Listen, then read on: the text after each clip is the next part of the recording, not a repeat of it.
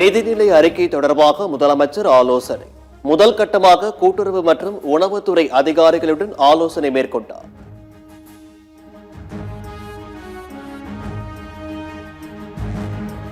மேகதாது விவகாரத்தில் கர்நாடக அரசை எதிர்த்து தமிழ்நாடு காங்கிரஸ் கமிட்டி சார்பில் விரைவில் போராட்டம் நடத்தப்படும். சட்டமன்ற காங்கிரஸ் கட்சி தலைவரும் சுற்றுலாத்துறை அமைச்சருமான ராஜேஷ்குமார் பேட்டி. மேகதாதுல மிக தெளிவா காங்கிரஸ் கட்சியினுடைய நிலைப்பாடை நாங்க சொல்லிட்டோம். மாண்புமிகு நம்ம தமிழ்நாடு காங்கிரஸ் கமிட்டி தலைவர் அதற்கான ஒரு போராட்டத்தை முன்னெடுக்க வேண்டும் என்று சொல்லியிருக்காங்க. கூடிய விரைவில் அதுக்கான போராட்டத்தையும் தமிழ்நாடு காங்கிரஸ் கமிட்டி நடத்தும். வைகை ஆற்றை சீரமைக்காவிட்டால் ஆளுநர் மாளிகை களம் இறங்கும் என்று பேசிய ஆளுநருக்கு எதிர்க்கட்சித் தலைவர் உதயநிதி ஸ்டாலின் கண்டனம். ஆளுநரின் இந்த துணிச்சலுக்கு தாவேகாவின் கையலாகாதனமே காரணம் என்றும் விமர்சனம்.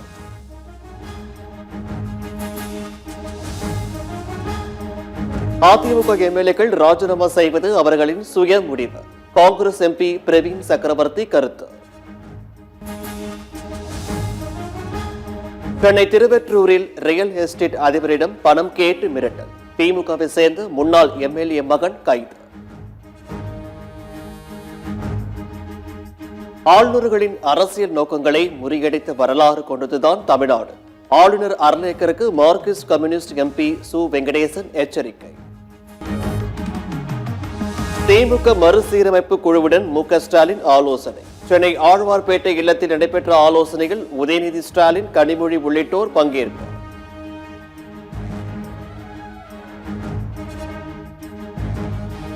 அதிமுகவில் இருந்து பலரும் தாவேகாவிற்கு செல்லும் நிலையில் இபிஎஸ் ஆலோசனை. வரும் 6ஆம் தேதி முதல் மாவட்ட வாரியாக ஆலோசனை மேற்கொள்வதற்கான பட்டியல் வெளியீடு.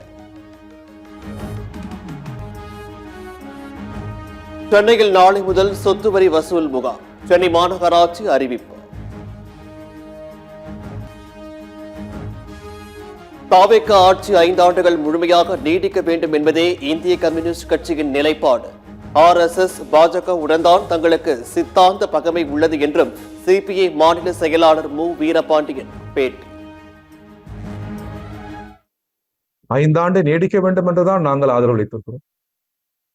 எங்கள் ஆதரவு ஜனநாயகபூர்வமானது, அரசியலானது. எனவே 5 ஆண்டு நீடிக்கட்டும் என்பதுதானே தமிழ் மக்களின் விருப்பம். நல்லதுதானே அது நீடித்தால். ஆனால் வாக்குறுதிகளை நிறைவேற்ற வேண்டும்.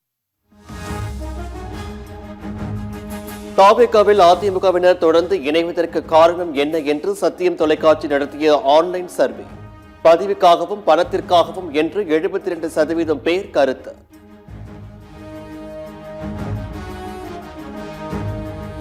திருவள்ளூர் மாவட்டம் கன்னிகைப்பேர் கிராமத்தில் அமோனியா வாயு கசிந்து 17 வடமாநில தொழிலாளர்கள் உயிரிழந்த விவகாரம். விபத்து ஏற்பட்ட தொழிற்சாலைகளில் இருந்து வரும் 4 மற்றும் 5ஆம் தேதிகளில் அமோனியா அகற்றப்பட உள்ளதால் 716 தேசிய நெடுஞ்சாலைகள் போக்குவரத்து மாற்றம்.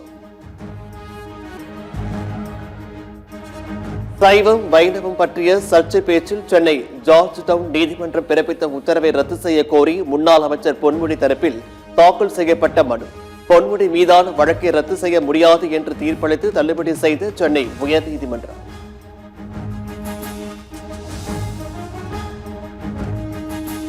தாயுமானவர் திட்டத்தில் சென்னையில் வரும் 4 மற்றும் 6ஆம் தேதிகளில் வீடு தேடி ரேஷன் பொருட்கள் விநியோகம் செய்யப்படும்.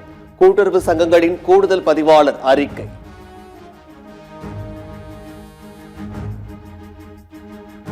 நடிகர் ரவிமோகன் இல்லத்தில் திருட்டு நடந்த சம்பவம். திருட்டில் ஈடுபட்ட கார் ஓட்டுநரை கைது செய்து சிறையில் அடைத்த போலீசார்.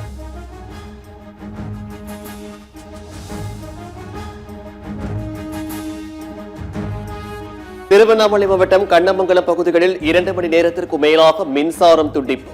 இருளில் முழுகிய பேருந்து நிலையத்தில் பயத்துடனும் பதற்றத்துடனும் காத்து கிடந்த பயணிகள்.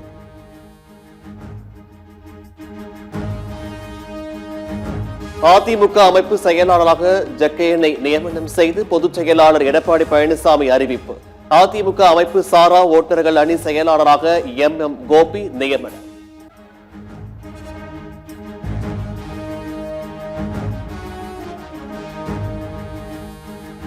வட மாநிலங்களில் 3 தொகுதிகளுக்கு இடைத்தேர்தல் தேதி அறிவிப்பு.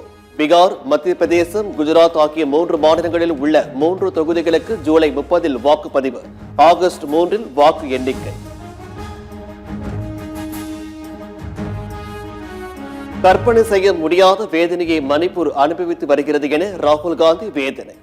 மணிப்பூர் குறித்து ஏதேனும் 2 அனுதாப வார்த்தைகளாவது பிரதமரிடம் இருந்து வேண்டும் என்ற நம்பிக்கை இன்று முற்றிலும் மறைந்துவிட்டது என்றும் விமர்சனம்.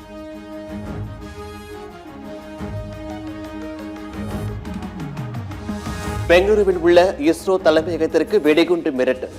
மின்னஞ்சல் மூலம் குறுந்தகவல் வந்த நிலையில் போலீசார் தீவிர விசாரணை.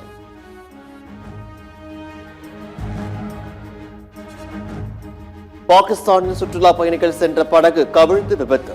6 சுற்றுலா பயணிகள் உயிரிழப்பு, 3 பேர் மாயம். உக்ரைன் தலைநகரில் ட்ரோன் தாக்குதல் நடத்திய ரஷ்யா, 8 பேர் உயிரிழப்பு. இங்கிலாந்துக்கு எதிரான T20 தொடரில் இந்திய அணியின் வைபவ் சூரியவன்சி விளையாட வேண்டும்.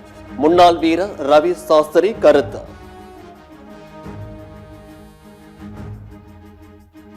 விம்பிள்டன் டென்னிஸ் பெண்களுக்கான ஒற்றையர் பிரிவு 2வது சுற்று போட்டியில் ஜெசிகா பெகுலா வெற்றி.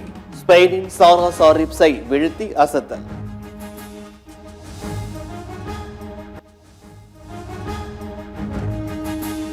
அமெரிக்கா ஈரான் போர் முடிவுக்கு வந்ததை அடுத்து ஓமன், குவைத் நாடுகளுக்கு ஏர் இந்தியா விமான சேவை மீண்டும் தொடக்கம். அடுத்தடுத்த நாட்களில் விமான சேவை மேலும் அதிகரிக்கப்படும் என ஏர் இந்தியா அறிவிப்பு. வெனிசுலா நிலநடுக்கத்தில் பாதிக்கப்பட்டவர்களுக்கு நிவாரணத் தொகையாக ரூபாய் 2.4 கோடி வழங்கிய பிரபல கால்பந்து வீரர் நெய்மர். துயர சம்பவத்திற்கு பிறகு தவிக்கும் குடும்பங்களுக்கு தனது பங்களிப்பு வலிமையையும் ஆறுதலையும் அளிக்கும் என நம்புவதாக சமூக வலைதளத்தில் பதிவு.